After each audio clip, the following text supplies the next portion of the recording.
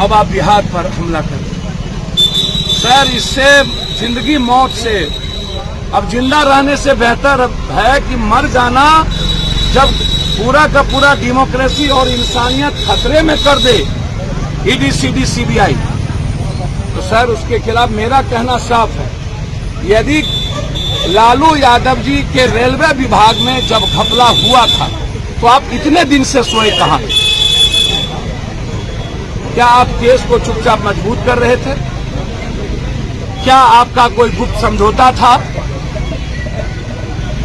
आज लगातार कभी भोला यादव, कभी उनके राबड़ी देवी जी के पीए के यहाँ, लगातार मुबोला भाई सुनील सिंह के यहाँ, मेडिकल कॉलेज के यहाँ, भैया जी के यहाँ, दोनों मेडिकल कॉलेज, कई सारे एक्स एमएलसी, कई सारे विधायक, कई सारे भैया, आपके तरीका पर मेरा सवाल है कि आज क्यों?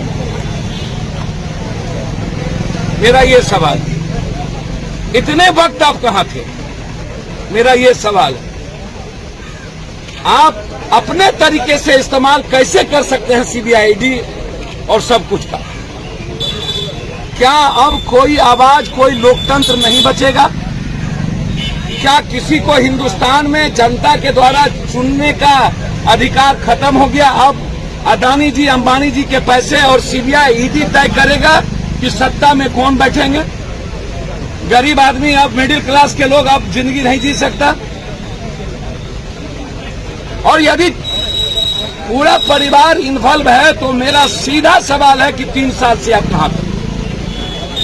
3 साल से आपने 2 केस में आपकी ईडी ने उनको छोड़ दिया, माफ किया, और कभी भी आपने चार्जशीट नहीं की।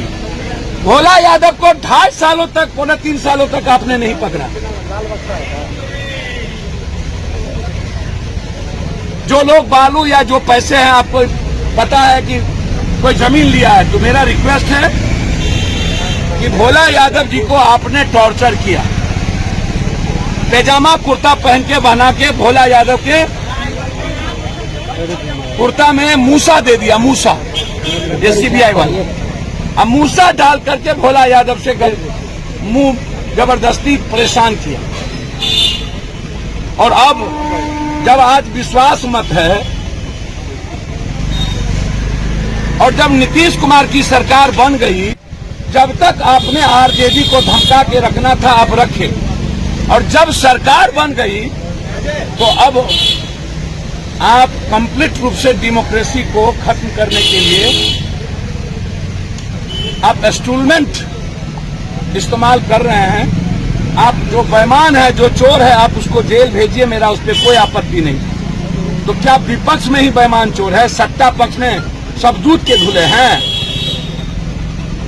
33,000 करोड़ से आपने सरकार बदली महाराष्ट्र, 1 लाख करोड़ से सरकार कांग्रेस की तोड़ दी आपने कर्नाटक, 65,000 करोड़ से सरकार तोड़ दी आपने मध्य प्रदेश, गोवा में आपने 30,000 करोड़ से सरकार आपने खरीद लिया कांग्रेस का, मणिपुर में मात्र 2 सीट आप एमएलए बने हैं, सरकार बना लिए।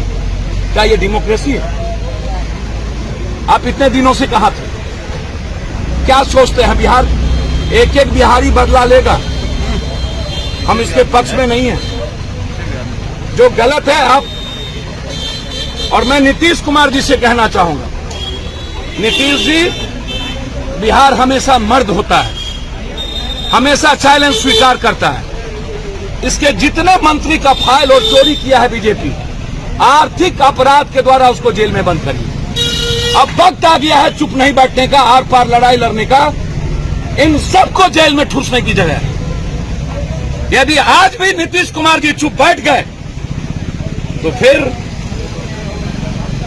नीतीश कुमार जी